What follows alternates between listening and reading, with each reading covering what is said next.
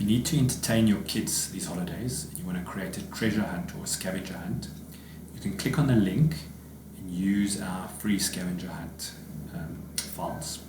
How it works, very simple. You'll come here, you'll see you can choose how many clues you want. So depending on how many I think I have, you can change this later if you want. Then all you need to do is just list the locations. So we've got a few of them, so we're just going to type them in.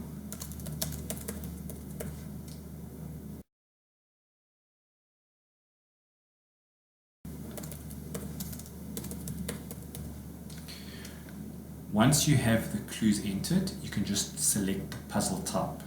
So when you click on the drop down, there's a whole bunch of options. If you're not sure what they are, you can come down here and just see. But pretty much, let's just choose a few. So easy word code, symbol code, coordinates code.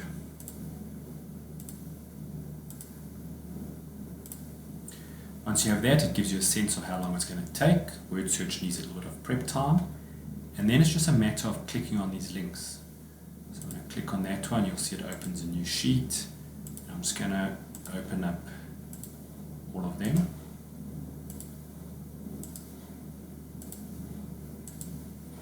And now you can get ready to finish it off and print it.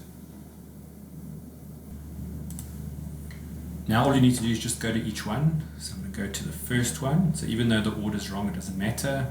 And go to directions code. You'll see it immediately pulls through what your clue was. And you'll see there's a button to print.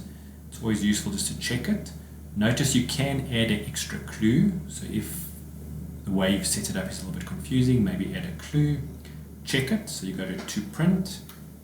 And you'll see on this sheet, which you're going to print, it tells you where you must hide it so that it follows sequentially, gives you the rules, and you'll see to figure out the word that we have here, which is your bedroom, they have to follow these clues. So it's from the black thing, go left, 1, 2 down, and then they'll type it in, and eventually it will spell the word. What you can do is if you just print, it will then open up and give you the option to print. So you should be able to just print it out, just decide how you want to set it up.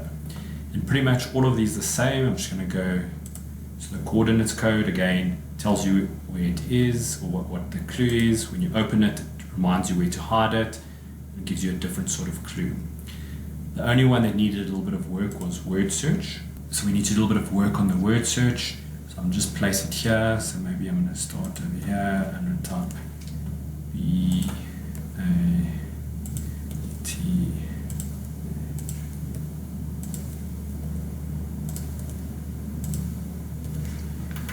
And when you go to the print section, you'll see, so there's the word, but all other letters are mixed up around it. And again, just decide uppercase and lowercase, because it might be easier or harder depending on what you use. And again, you just have to print it. So all you really need to do is set it up, click on the links, and go to each of these, maybe add a clue or two, but otherwise just print them out, and they will tell you where to hide it.